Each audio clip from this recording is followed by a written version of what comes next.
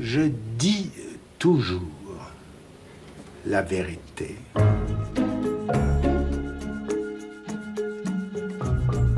Comment était-ce avant que fût repéré l'inconscient? Ben, c'était pareil.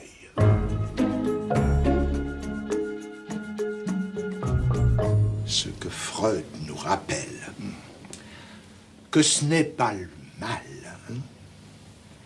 mais le bien qui engendre, qui nourrit la culpabilité.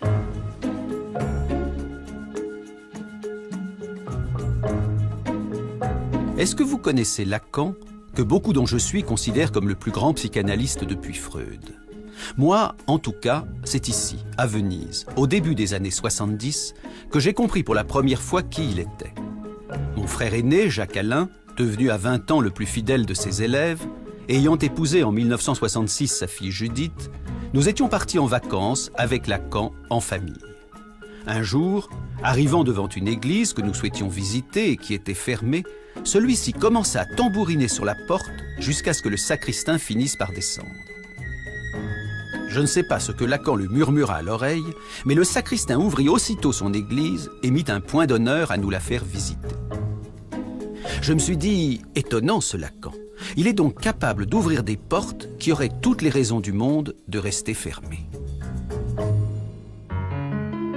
Il faut dire qu'à l'époque, je ne savais pas grand-chose de Lacan. Je savais qu'il était né avec le siècle, 1901, dans une famille catholique appartenant à la moyenne bourgeoisie. Je savais qu'il était psychiatre de formation et que sa thèse de psychiatrie avait fait sensation en 1932, suscitant notamment la curiosité des surréalistes. Je savais enfin qu'il était de tous les psychanalystes le plus original et que son enseignement, dont je n'avais qu'une très vague idée, attirait du coup chaque semaine d'innombrables auditeurs. Ainsi, comme j'étais souvent invité dans sa maison de campagne, je savais également qu'il était le beau-frère du peintre André Masson, l'ami de Balthus, de Giacometti ou de Picasso, et j'avais vu de mes yeux qu'il avait acheté l'une des œuvres les plus sulfureuses de l'histoire de la peinture, L'origine du monde de Courbet. Bon, depuis, évidemment, étant devenu moi-même psychanalyste, j'en ai appris beaucoup plus sur lui. Mais 40 ans après mon voyage à Venise, mon sentiment n'a pas varié. Lacan était un type absolument étonnant, et si j'ai d'ailleurs réalisé aujourd'hui ce film, c'est qu'il n'y a aucune raison de ne pas le faire savoir au plus grand nombre. Cela dit, Lacan n'est pas, et depuis longtemps, confidentiel. C'était le cas de son vivant, c'est encore plus vrai aujourd'hui, où les lacaniens à travers le monde se comptent par milliers, y compris chez ceux-là même qui n'étaient pas encore nés au moment de sa mort, en septembre 1981, telle la petite bande du diable probablement, l'une des revues les plus inventives du moment. Pour moi, dans l'imaginaire et dans l'iconographie, il a un côté 70s avec son cigare tordu, ses cols Mao, etc. Mais il est d'une actualité, je dirais, imputrescible, parce que justement, il est sulfureux, parce que c'est un personnage qui prend des risques, qui va contre lui-même. Et c'est en ça qu'il fait preuve d'un courage et nous met au défi. Il y a quelque chose dans la figure de Lacan qui interroge le désir de chacun. Sa personne, son style, son désir, l'extrême singularité qui l'anime, interroge chacun. Et il m'a semblé à cet égard qu'au fond, Lacan était le diable. Pas le diable au sens où on l'entendrait comme le méchant. Il fait, lui, cette référence au diable amoureux de Cazotte. Le diable qui vient interroger chacun au plus intime de son être et lui dire, au fond, qu'évoille. Bien vu. Qu'évoille, que veux-tu vraiment ?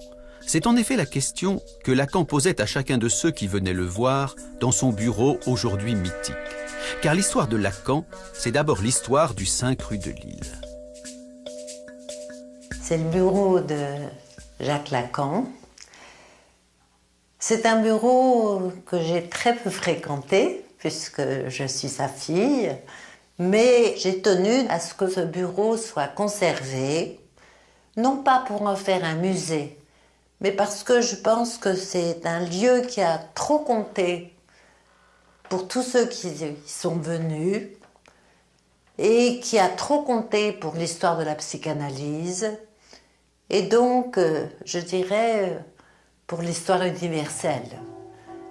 Il faut bien dire que tout l'enseignement de Lacan vient de ce qu'il a entendu dans ce bureau.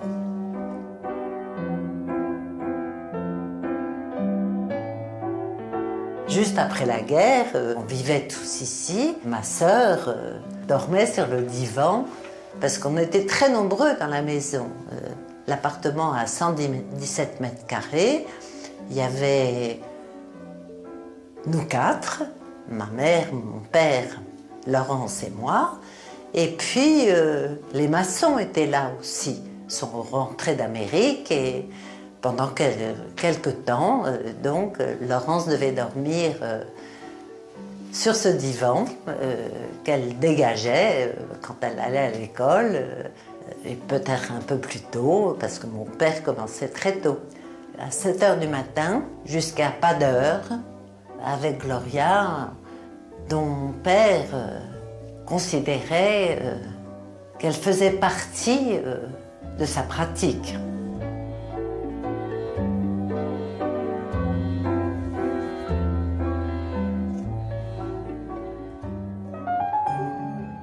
Les patients de Lacan, ces analysants qui ont fréquenté ce bureau, il y en a beaucoup qui peuvent encore témoigner. Et pour ce film, j'en ai rencontré plus d'une dizaine. Je me suis dit qu'ils avaient vu Lacan de près, pendant des années, parfois tous les jours, et que le portrait qu'ils en feront sera subjectif, bien sûr, mais authentique. Eh bien, s'il y a au moins une chose que j'ai pu conclure après les avoir écoutés, moi qui n'ai pas fait d'analyse avec lui, c'est que Lacan ne ressemblait pas, mais alors pas du tout, à un fonctionnaire de l'inconscient. Je ne savais pas quoi faire de moi dans l'existence. Panne, alors que, au contraire, s'ouvrait un éventail de possibilités variées, très contradictoires. Justement, ce qui manquait, c'était le désir pour unifier toutes ces contradictions. Je me suis dit, il faut que j'aille voir Lacan. Mais alors, autour de moi, on disait, mais c'est pas possible, il y a des files d'attente invraisemblables, de toute façon, il ne va pas te prendre. Je l'ai appelé et j'ai demandé à lui parler. Il m'a répondu. Je ne pensais pas que je pouvais comme ça lui parler aussi immédiatement. Je lui ai demandé un rendez-vous. Je lui ai dit, écoutez, docteur Lacan, je voudrais vous voir. Et il m'a dit, venez demain à 17 h. Voilà. Au départ, je voulais faire une analyse avec Anna Freud, donc je me suis mise à apprendre l'anglais. Parce que je connaissais que ça, je connaissais Freud et Anna Freud. Voilà. Et puis finalement, j'ai abandonné l'idée et arrivé à Nanterre, j'ai entendu parler de Jacques Lacan. J'étais persuadée que Lacan avait connu Freud, donc c'était le lien était là, quoi. Le lien à la psychanalyse était là, dans le fait d'avoir connu Freud. Or, en fait, il ne l'a pas connu, il ne l'a même pas rencontré. Qu'est-ce qui vous a frappé chez Lacan la première fois que vous l'avez vu? Ah, une gentillesse extraordinaire. Une attention que je n'avais jamais rencontrée auparavant. Quelqu'un d'attentif au-delà du courant. Une présence, voilà, une présence attentive. Tous les mots avaient un poids, avaient une importance considérable. Tous les mots qu'il prononçait ou qu'on prononçait soi-même? Que l'on prononçait soi-même, par son écoute. Même quand on parlait de choses tout à fait banales, des choses du quotidien, mais qui venaient là dans les séances, il avait une manière de les écouter en les reprenant, que ça en faisait comme des objets précieux à travailler. Et souvent, on a entendu dire que Lacan s'occupait à toute autre chose. Lacan s'occupait surtout à écouter celui qui lui parlait.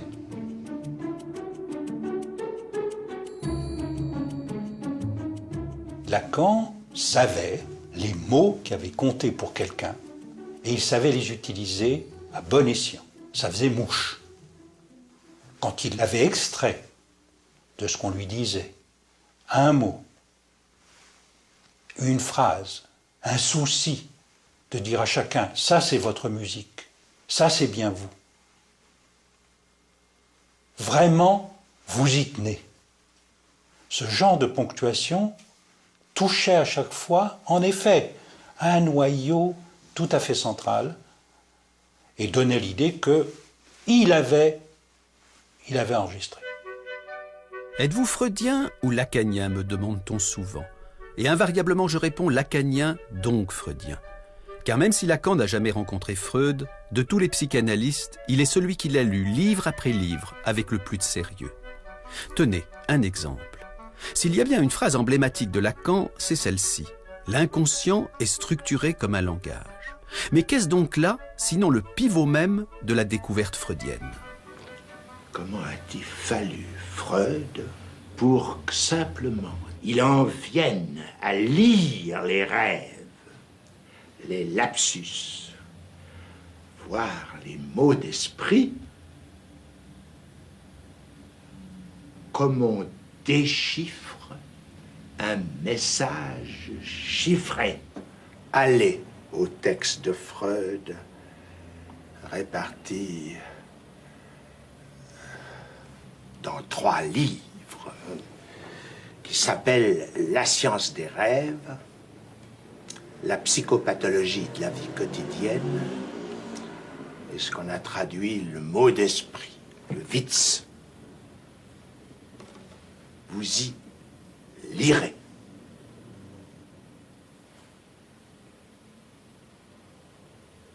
Qu'il ne s'agit de rien d'autre que d'un déchiffrage. Enrichissant et prolongeant la théorie freudienne, sans jamais chercher à la dépasser, Lacan savait aussi en parler d'une façon très concrète à ses patients. À vous, à la première séance, qu'est-ce qu'il vous a dit de la psychanalyse ? Il me dit, écoutez, on finit toujours par devenir un personnage de sa propre histoire. La psychanalyse, simplement, permet d'accélérer les choses.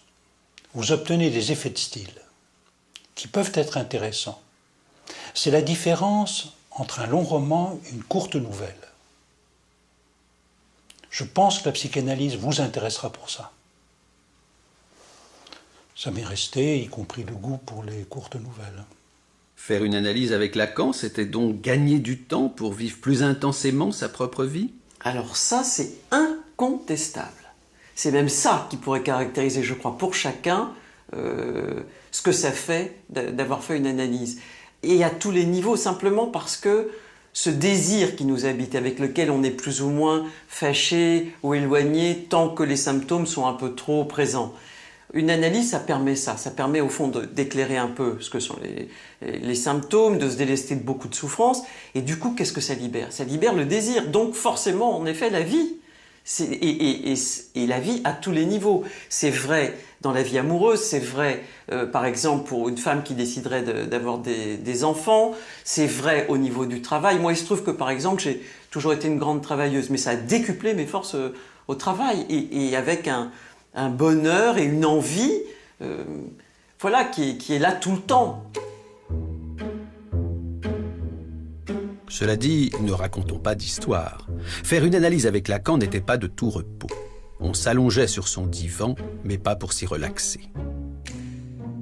C'était difficile, Lacan. Il te prenait avec une main, mais il te... Bon, il me vient le nom en italien, il stratonava avec l'autre main. Stratonava, ça veut dire quoi? Il te tenait avec une main et avec l'autre, il te secouait comme un prunier. Mais il te tenait avec une main. Et ça, je ne pouvais pas le lâcher. Quand je l'ai rencontré, je savais qu'il allait se passer quelque chose avec lui. Je ne veux pas dire de terrible, mais en tout cas, c'était un grand risque. D'ailleurs, il a fallu que j'aille faire des tours en Italie. Je suis revenue, et puis j'ai craqué. Mais je lui ai dit un jour, je vous aime, mais je vous déteste. Voilà. Il m'a dit, il faut bien commencer par quelque chose. Aujourd'hui, vous êtes marié, vous avez 2 enfants, mais à l'époque de votre analyse, vous étiez prêtre. Qu'est-ce qui s'est donc passé avec Lacan? Il a provoqué une espèce de scission entre un idéal auquel j'étais né et j'avais tenu depuis que j'étais petit. Il faut penser que je suis entré au couvent que j'avais 10 ans et ordonné prêtre à 25. Il a fait une coupure entre cet idéal et ce qui m'était comme passion, comme ma passion. La psychanalyse vous a détaché de l'Église, elle vous a également détaché de Dieu? C'est bizarre, c'est resté la même chose. J'ai douté avant, je doute maintenant. Alors Lacan, il était du côté de la dureté ou de la douceur? Je retiendrai que la dureté était du côté de l'acte, mais que la douceur faisait que l'on continuait son analyse.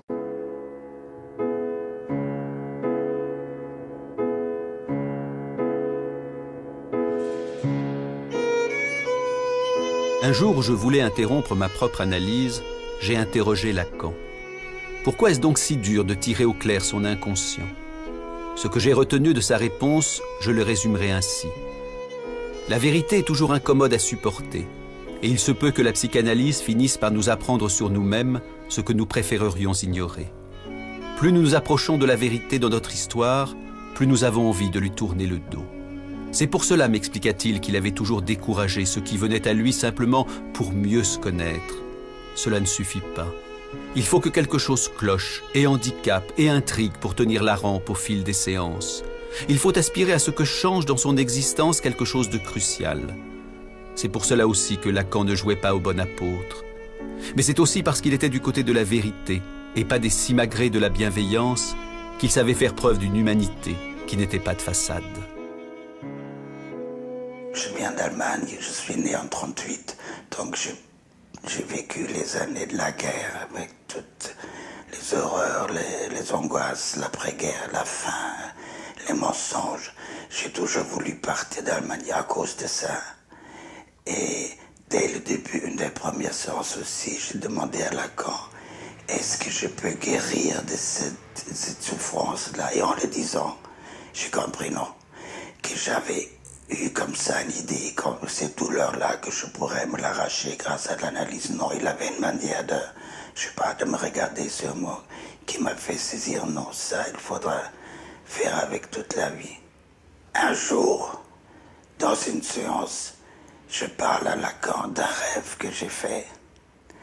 Un rêve, et je lui dis, je me réveille tous les matins à 5 heures. Et j'ajoute, c'est à 5 heures que la Gestapo est venue chercher les Juifs dans leur maison. À ce moment, Lacan se lève comme une flèche de son fauteuil, vient vers moi et me fait une caresse extrêmement douce sur la joue. J'ai compris, Gestapo, le geste. Il avait transformé la Gestapo en un Gestapo. Un geste tendre, il faut le dire. Un geste extrêmement tendre.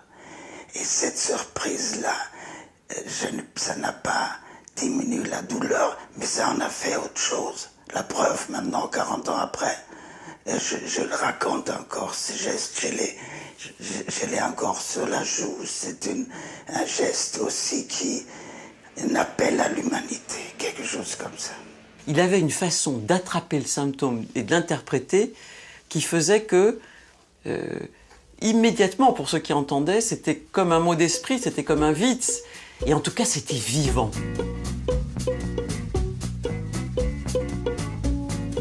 Vivant. Et on peut même ajouter libre.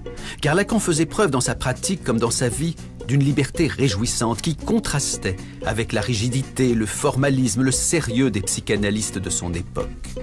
Et c'est pourquoi, bousculant sans ménagement le cadre austère du conformisme psy, il fit de son bureau un lieu volcanique. Chaque analysant vient, il a l'heure précise de son rendez-vous. Mais une fois qu'il débarque, il ne sait jamais quand Lacan va le prendre. On rentre dans le salon et la bibliothèque sont pleines de monde. Et alors, d'un côté, les jeunes, plutôt intimidés, attendant leur séance, et puis ceux de la précédente génération, qui causent entre eux le plus normalement du monde. On se croirait vraiment dans le dernier salon où l'on cause. À la fois, il peut y avoir des moments dans lesquels tous les sièges étaient pris. Et il y avait des moments et des heures où on était tout seul. Ce qui n'est pas du tout le même type de procédé que le faisait Freud, qui s'était inventé une technique à sa main, avec au contraire, c'était vraiment une personne dans la salle d'attente, une personne avec lui pendant 1 heure, une personne seule, et limitant au maximum les contacts, etc.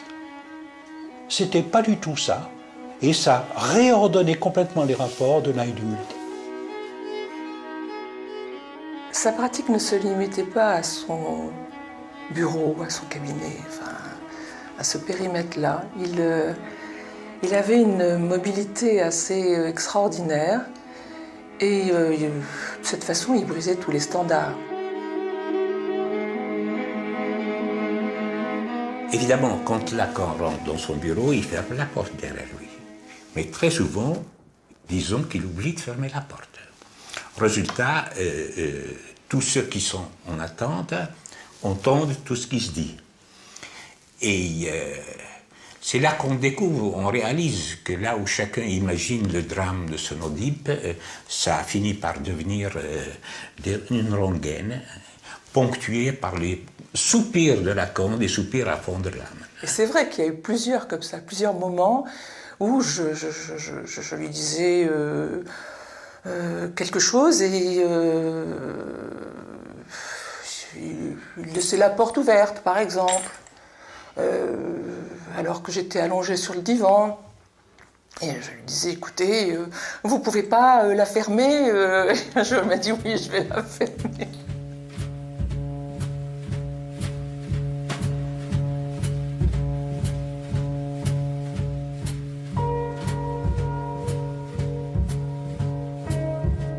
Il y a certainement un maniement de l'espace, disons, du privé et du public, qui faisait tout de même que chez Lacan se brouillait l'espace privé, l'espace public.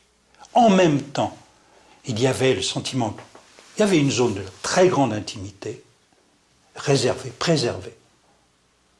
Il y a des choses que je n'ai jamais sues chez les gens que je croisais plusieurs fois par semaine chez Lacan. Et d'un autre côté, tout un espace où privé-public, des interpellations, des choses se déroulaient sur une scène, disons sur la scène du monde. Par exemple, ton père laissait le téléphone sonner dans son bureau? C'était le contact, je crois, avec le monde extérieur, qui n'était jamais interrompu, aussi attentif qu'ait pu être mon père en tant qu'analyste à chacun. Le monde existait encore. C'est un téléphone qui a toujours été par terre. Et une Américaine était venue consulter le docteur Lacan pour sa fille et elle a tenu que ça n'était pas un analyste qu'elle venait voir, précisément parce que le téléphone était par terre et que l'ensemble des pièces qu'elle a pu voir n'était pas analogue à ce qu'elle imaginait d'un appartement d'un grand psychanalyste. Qu'aurait-elle dit la malheureuse si elle avait su en plus que Lacan interrompait brusquement ses séances sans respecter aucun timing? Les séances à durée variable, ce sont les seules qui peuvent attraper quelque chose d'un instant d'ouverture de l'inconscient. Quand l'analysant dit quelque chose qui n'entend pas ce qu'il dit et que l'analyste coupe là, évidemment, là, ça a un effet beaucoup plus intéressant que s'il s'aperçoit dans la séance de ce qu'il a dit là et qu'il va ensuite prendre tout le temps qui reste dans l'hypothèse d'un effet de séance chronométrée pour s'empresser de recouvrir tout ce qu'il a dit ou lui donner un système explicatif qui lui-même fera que ce qui a surgi à son insu sera totalement recouvert ou effacé. À ces séances beaucoup plus courtes que dans l'orthodoxie freudienne, Lacan ajoutait une autre inconvenance. Il n'avait pas de grille tarifaire et se déterminait au cas par cas. Comment le prix de vos séances a-t-il été fixé? Je lui ai expliqué qu'à l'époque, l'ordre religieux me donner une certaine somme pour un mois. Et il m'a dit, eh bien, vous me donnez cette somme-là chaque séance. Je dois dire que c'était difficile. Au moment de prendre congé, il me demande un prix de séance. Jamais je n'avais eu autant d'argent sur moi. Alors j'étais complètement éberluée. Et il me dit très gentiment, « Oh, mais ça ne veut pas dire que je vous prendrai ce prix-là à chaque fois. » Lorsque je l'ai vu la première fois, il m'a dit, à la fin, donnez-moi telle somme. Une somme à tomber à la renverse. Alors je lui dis, monsieur, je n'ai pas cette somme. Et il m'a dit, eh bien, donnez-moi ce que vous avez. Je lui ai donné ce que j'avais. Je lui ai tout donné, tout ce que j'avais dans mon porte-monnaie. Et quand je suis retournée le voir, je lui ai dit, écoutez, c'est avec vous que je veux faire une analyse. C'est rien à faire, c'est avec vous. Mais voilà, je ne peux pas vous payer ce que vous me demandez. Et là, il ne m'a pas dit, donnez-moi ce que vous avez. Il m'a dit, donnez-moi ce que vous voulez.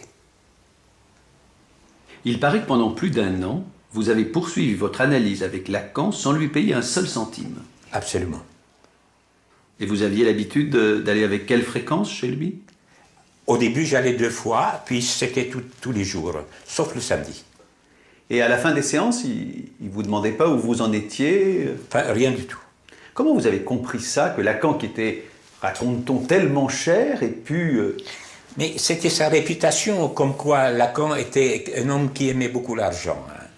Et là, l'exemple qui m'est arrivé à moi me prouvait qu'il fonctionnait comme analyste. J'étais là, je faisais mon analyse, il voyait bien que je jouais à quoi que ce soit, ce qui fait qu'il m'a laissé faire. Il a su attendre. Il a su attendre et être patient. Il a donc attendu que vous puissiez gagner votre vie pour le payer. Exact. Chez lui, cette façon dont l'argent ne correspond absolument pas aux valeurs ou tout au simagré, au rituel petit bourgeois, frappait énormément. Il prenait de l'argent, il le prenait dans votre poche, il allait regarder, qu'est-ce que vous allez me donner aujourd'hui?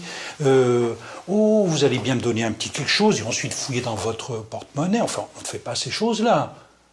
Parce qu'on ne comporte pas comme ça. Ou bien le mettant ensuite dans son tiroir, chez lui, avec des billets qui s'accumulaient, dont visiblement il ne savait pas combien il y en avait. C'était quelqu'un d'autre qui s'en occupait à l'occasion où Gloria venait, prenait ce qu'il y avait dedans. C'était d'autres qui s'en faisaient. Pour lui, l'intérêt majeur, c'est celui de la psychanalyse. Et d'intéresser chacun de ceux qui venaient le voir à une dimension d'un intérêt au-delà de ce qui étaient ses intérêts évidents. Patients innombrables, attentes interminables, séances courtes, prix exorbitants, toute une mythologie se constitua progressivement autour de Lacan, qui devint à la fin des années 50 l'image même de l'hérétique.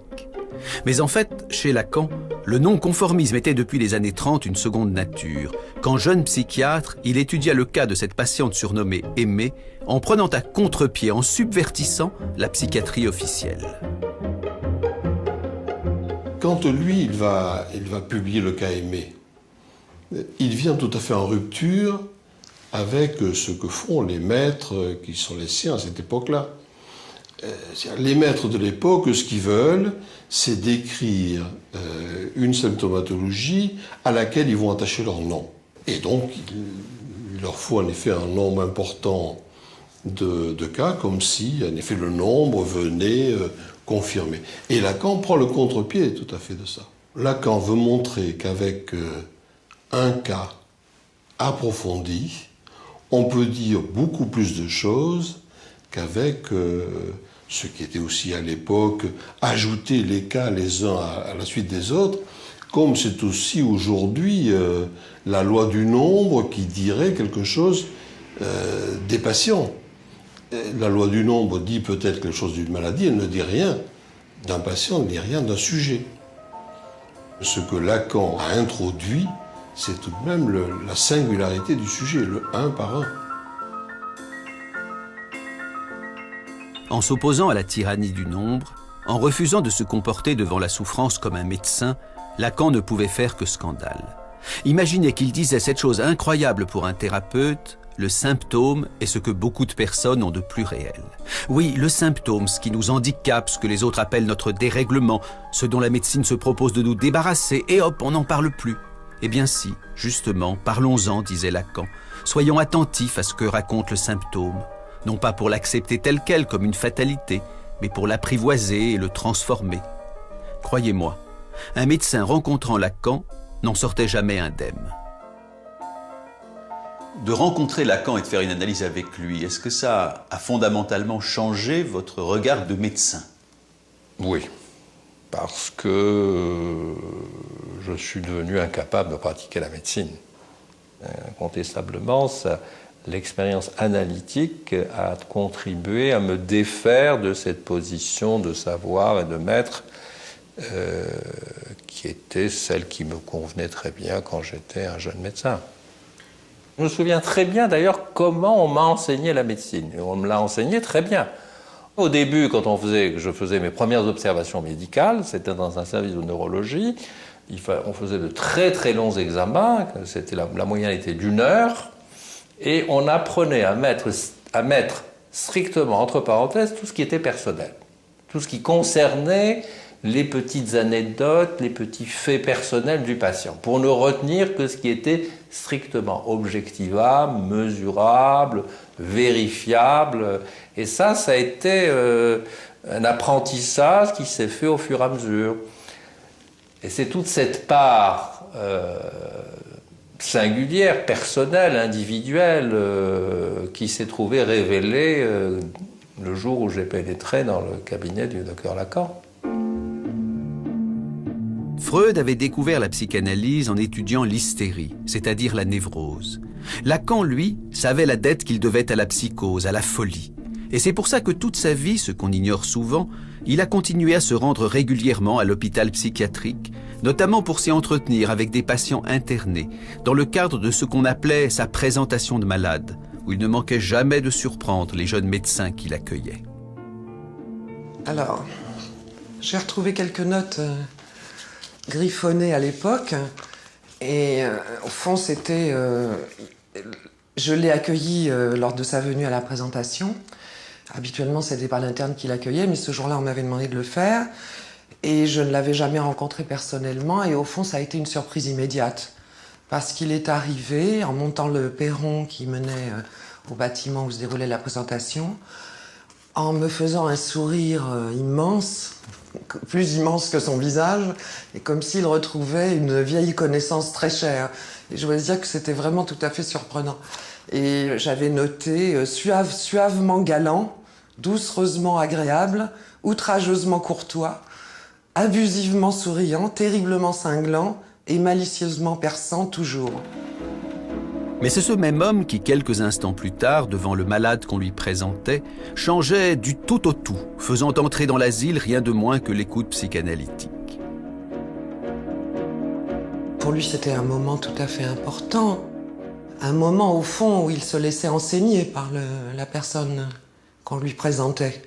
Donc, et il voulait enseigner aussi l'auditoire.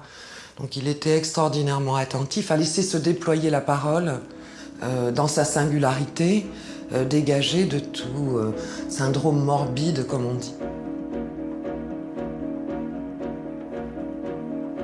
La perspective de sa présentation était une position subversive par rapport à la tradition des présentations de malades, des médecins ou des psychiatres, où au fond on tentait plutôt de démontrer que telle personne entrait dans tel cadre clinique déjà préétabli, alors que Lacan voulait au contraire entendre tout le sel d'une expérience singulière. Hélas, la subversion n'est pas souvent bien vue. Et si les collègues de Lacan, psychiatres ou non, aimaient l'écouter et admiraient son incontestable talent d'orateur, ils ne l'en exclurent pas moins brutalement de leur rang et le traitèrent comme un dissident.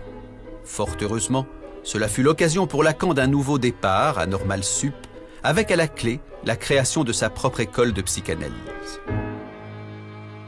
Lacan avait été expulsé des écoles dans lesquelles il se trouvait auparavant. Il se retrouvait, comme il le disait lui-même, excommunié et par l'intermédiaire d'Althusser, il avait pu trouver asile à l'école normale, dans la salle de théâtre de l'école normale. Et du coup, parce qu'il avait été exclu, Lacan trouva un public beaucoup plus large que celui qu'il avait eu jusqu'alors, sidérant littéralement les plus brillants des jeunes intellectuels du moment, qui n'étaient pourtant pas en manque de maîtres. Nous pouvions à la fois entendre, discuter avec Michel Foucault, qui venait de publier l'Histoire de la folie. Il y avait à côté Roland Barthes, qui enseignait à l'école des hautes études, Georges Dumézil, qui, du côté de l'histoire des religions, nous apprenait à découvrir les vertus du structuralisme dans un champ tout différent de celui où il s'était imposé d'abord, c'est-à-dire dans la linguistique saussurienne. Il y avait Lévi-Strauss au Collège de France. Derrida est devenu répétiteur doublant en même temps Althusser. J'oubliais évidemment celui qui était le maître de Michel Foucault et que admirait aussi beaucoup Jacques Lacan, Georges Canguilhem. La première fois que j'ai vu Lacan, si on peut dire, je l'ai en même temps entendu et il faisait l'un des séminaires les plus brillants qu'il ait fait. Et c'est un des textes les plus forts, les plus retentissants, les plus inouïs. Et donc, on regardait ça. Je dois dire que nous n'avions pas tout à fait l'habitude, même en philosophie, d'avoir des choses aussi denses, aussi souveraines et aussi brillantes. Ça m'a paru une insolence extraordinaire. Parler comme il écrivait. Ça me paraissait d'une insolence extraordinaire, au double sens d'insolence, c'est-à-dire à la fois insolent au sens classique et puis inhabituel.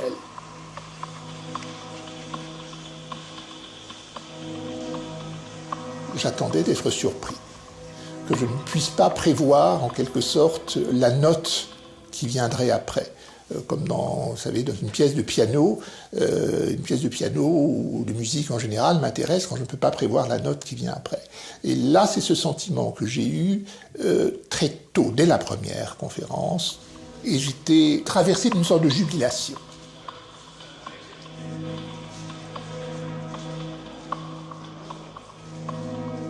Il n'y a pas de rapport sexuel, les noms du père, la femme n'existent pas.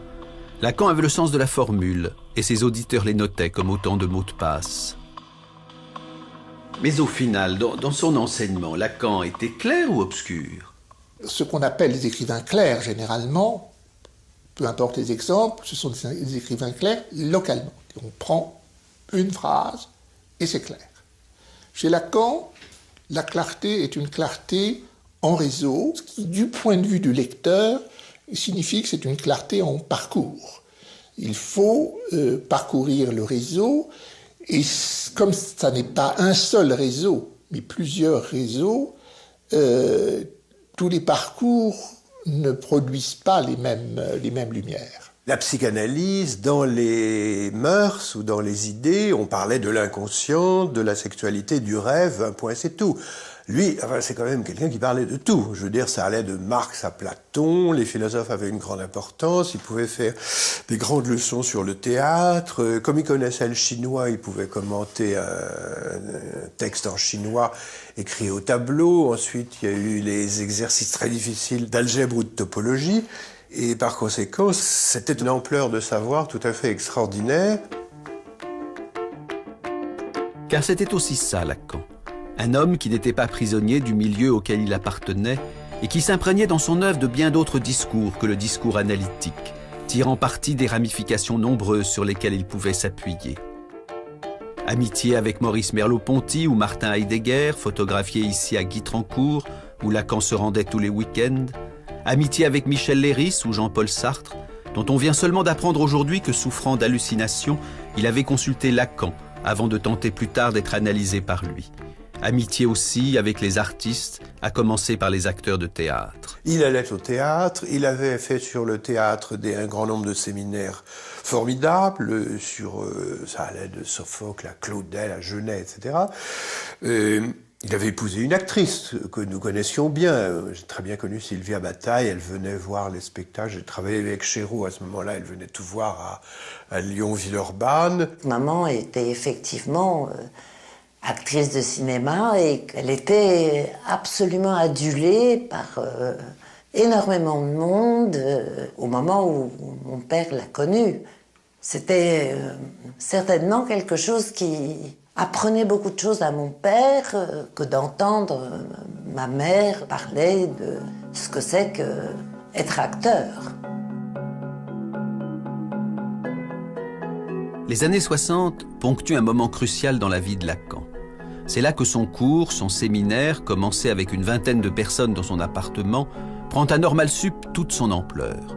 Désormais, il est clair que tout le monde peut venir écouter ce que Lacan veut transmettre. Cet auditoire était extrêmement bigarré.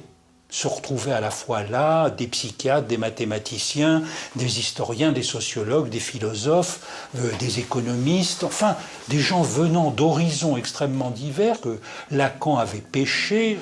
Il les avait entraînés dans quelque chose qui était un rendez-vous générationnel, mais d'une génération qui défie la chronologie. On ne savait pas ce qu'on allait trouver ce jour-là quand on venait au cours de Lacan. On ne savait pas ce qu'on allait entendre. Et d'ailleurs, à la sortie, chacun avait entendu des choses extrêmement diverses. Chacun était persuadé d'ailleurs que Lacan lui avait dit quelque chose à lui de particulier dans le séminaire, quelque chose avait vibré, enfin c'était très drôle. Le débriefing du séminaire qui avait lieu au bistrot après permettait de voir que justement Lacan se situait dans un registre de la langue, dans l'équivoque, qui faisait que ça résonnait pour chacun de façon extrêmement particulière.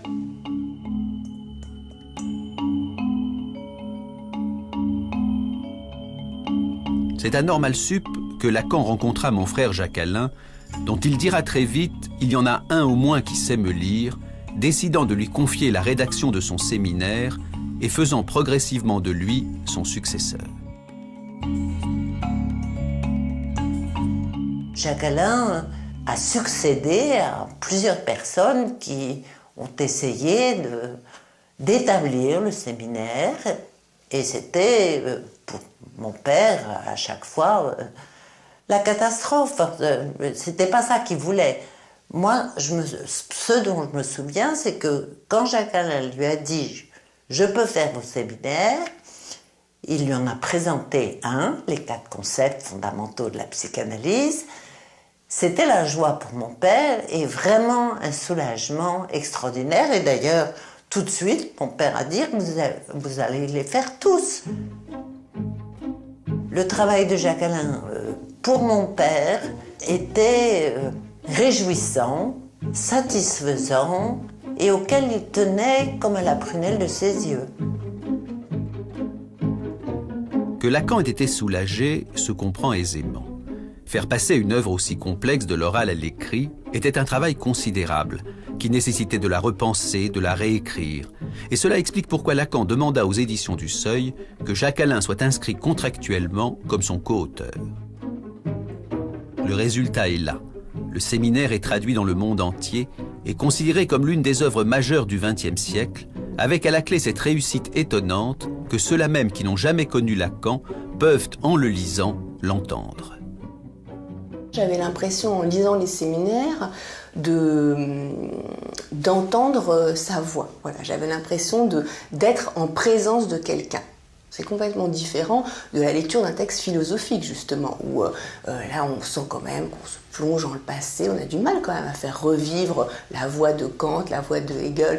Alors là, c'est vrai qu'avec Lacan, on sent quelque chose qui n'est pas clos. Chaque leçon, où il nous laisse comme ça un peu sur notre faim, où on se dit, bon, là, il faut la leçon suivante, et puis encore la suivante, et encore la suivante. Donc voilà, quelque chose de très vivant qui mettait en mouvement aussi quelque chose en moi. Lire, en fait, le séminaire, c'est pas du tout la même chose que lire un texte théorique, philosophique, ou même un texte théorique psychanalytique. Lire Lacan, l'entendre et le voir aussi. Puisqu'en 1973, à 72 ans, il accepta pour la première fois de sa vie, et la seule, d'être filmé par la télévision française. Avec derrière la caméra, un tout jeune homme qui allait devenir quelques années plus tard un des meilleurs réalisateurs du cinéma français. Pour vous, filmer Lacan, c'était une expérience singulière ? Pour moi, c'était un acteur prodigieux parce que c'était un interprète au sens fort. Et là, en plus, il interprétait sa propre parole, son propre discours. Et interprétation, du coup, s'entend évidemment dans tous les sens qu'on voudra. Il n'y a pas de différence entre la télévision et le public devant lequel je parle depuis longtemps, ce qu'on appelle mon séminaire. Vraiment pas de différence ? Dans les deux cas, il s'agit d'un regard. Qu'on ne croit pas pour autant que je parle à la cantonade, c'est le cas de le dire. Visionnant le film terminé, les dirigeants de la télévision d'alors furent stupéfaits et, ne comprenant que quic à tout ça, refusèrent catégoriquement de le diffuser. Je suppose que n'importe qui de sensé aurait accepté le verdict en pestant. Pas Lacan, qui ne connaissait rien à la télévision, mais appliquait son principe de ne jamais céder sur son désir. Lacan, lui, c'était là, maintenant. Ce qu'on avait dit, ça devait se faire comme ça, et pas autrement. Et il est rentré en guerre. C'était tous azimuts, aussi bien les sous-fifres de la télé qui l'appelaient en leur donnant des ordres par téléphone qui étaient absolument incontournables, et tous les importants, entre guillemets, il y en avait quelques-uns qui pouvaient avoir eu affaire à lui d'une façon ou d'une autre sur le divan ou ailleurs, tous ont été requis. Les coups de fil du docteur, les interventions, les lettres, les mots, les petites menaces comme ça envoyées ici ou là, enfin, ça a fini par produire un effet de rumeur qui s'est précisé de plus en plus, au point que Lacan, lui, a senti que non seulement ça passerait, mais que ça passerait à l'heure la plus improbable pour ces gens-là, et qu'ils l'exigeraient, et que ça marcherait. L'heure la plus improbable, c'était quelle heure, donc ? 20h30, le samedi soir, 2 samedis soirs de suite, ouais, à 20h30, à l'heure de la plus grande écoute sur la chaîne 1. C'est stupéfiant. Je vous le disais, drôle de type ce Lacan, animé par un désir qui ne le faisait pas tenir en place, comme sur la célèbre photo de Brassailles ou dans l'atelier de Picasso, à côté d'Albert Camus ou de Simone de Beauvoir, il est le seul à bouger.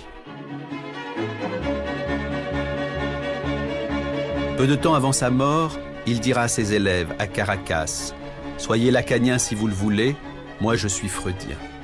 Car tout en donnant naissance à travers le monde au plus important mouvement psychanalytique depuis Freud, il ne s'identifiait pas à lui-même et continuait de se penser décalé et seul.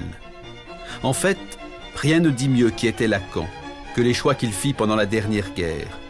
Non seulement il hébergea des résistants ou mit un point d'honneur à ne rien publier, mais alors que les nazis occupaient Paris et que Vichy imposait l'étoile jaune, il donna à sa fille un prénom juif, Judith. Il m'a appelée Judith. Je suis née en 1941 et ça a été certainement d'un très grand poids dans ma vie. C'était quand même quelqu'un de très optimiste. Et en tout cas qui a cru à la résistance et qui a résisté.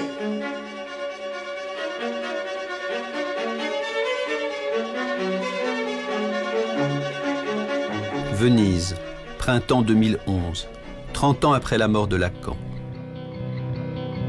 Freud lui aussi aimait bien cette ville. Il disait « Les pierres parlent ». En me promenant sur le Grand Canal, ce film presque terminé, et cherchant dans ma mémoire d'autres images de Lacan, je me suis demandé pourquoi nous a-t-il si peu parlé de lui pendant toutes les années où nous l'avons côtoyé ? Pourquoi nous a-t-il raconté aussi peu de souvenirs ? Et arrivé à Paris, je suis allé voir mon frère Jacques-Alain, grâce à qui, après tout, j'avais connu Lacan et Judith et la rue de Lille et la psychanalyse. Quand je l'ai connu, toi un peu plus tard, c'était un homme qui approchait des 70 ans. Donc il y avait...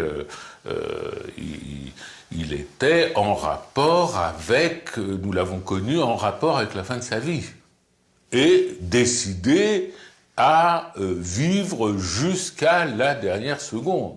Je n'ai jamais rencontré personne qui ait eu moins de nostalgie que Lacan, et il ne racontait jamais un souvenir. Il parlait même quasiment jamais du passé. Je l'ai connu en janvier 1964. Il avait eu des déboires historiques avec ses collègues dans les 3 mois qui avaient précédé. Et il m'en a jamais décroché une sur cette période. Des 16 années où je l'ai connu, j'ai dû lui poser 3 ou 4 questions sur sa vie passée auxquelles il a répondu. Pour le reste, c'était sans intérêt pour lui. Il était dans le moment présent. Et une petite anticipation.